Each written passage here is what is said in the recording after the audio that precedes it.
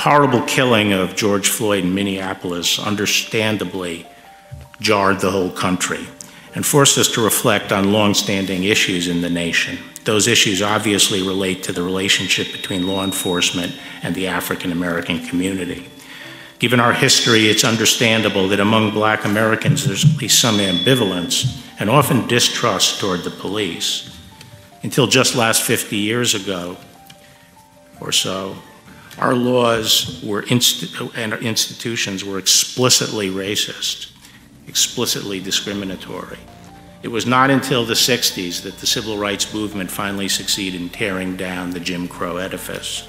Our laws finally came to formally embody the guarantee of equal protection.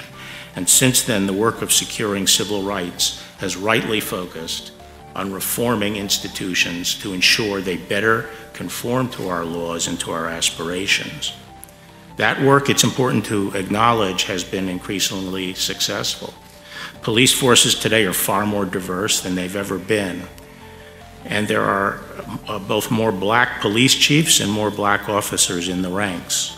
Although the death of George Floyd at the hands of the police was a shocking event, the fact is that these events are fortunately quite rare. According to statistics compiled by the Washington Post, the number of unarmed Black men killed by police so far this year is 8. The number of unarmed white men killed by police over the same period of time is 11. And the overall numbers of police shootings have been decreasing.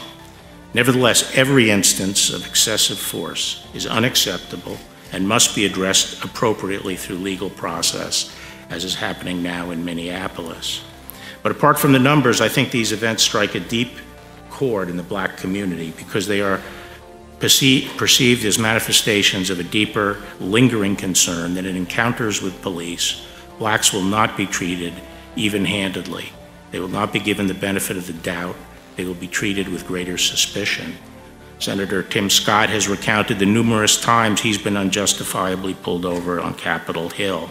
And as one prominent Black professional in Washington said to me, African Americans often feel treated as suspects first and citizens second. And I think these concerns are legitimate. At the same time, I think it would be an oversimplification to treat the problem as rooted in some deep-seated racism generally infecting our police departments. It seems far more likely that the problem stems from a complex mix of factors which can be addressed with focused attention over time. And we in law enforcement must be conscious of the concerns and ensure that we do not have two systems of justice.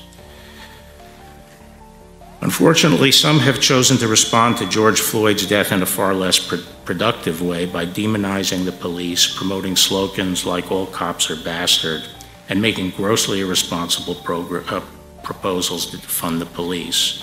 The demonization of the police is not only unfair and inconsistent with principles of all people should be treated as individuals, but gravely injurious to the inner city communities. When communities turn on and pillory the police, officers naturally become more risk averse and crime rates soar.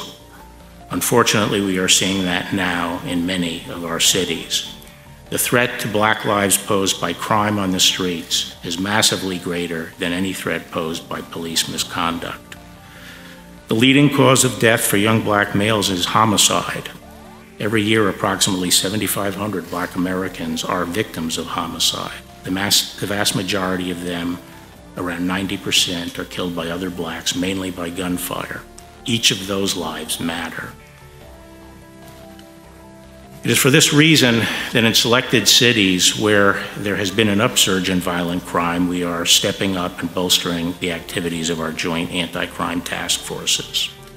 Finally, I want to address a different breakdown in the rule of law that we've witnessed over the past 2 months. In the wake of George Floyd's death, violent rioters and anarchists have hijacked legitimate protests to wreak senseless havoc and destruction on innocent victims. The current situation in Portland is a telling example. Every night for the past 2 months, a mob of hundreds of rioters have laid siege to the federal courthouse and other nearby federal property. The rioters have come equipped for fight, armed with powerful slingshots, tasers, sledgehammers, saws, knives, rifles, and explosive devices. Inside the courthouse are a relatively small number of federal law enforcement personnel charged with a defensive mission to protect the courthouse. What unfolds nightly around the courthouse cannot reasonably be called protest. It is, by any objective measure, an assault on the government of the United States. As elected officials of the federal government, every member of this committee, regardless of your political views or your feelings about the Trump administration, should condemn violence against federal officers and the destruction of federal property. Thank you, Mr. Chairman, and I appreciate your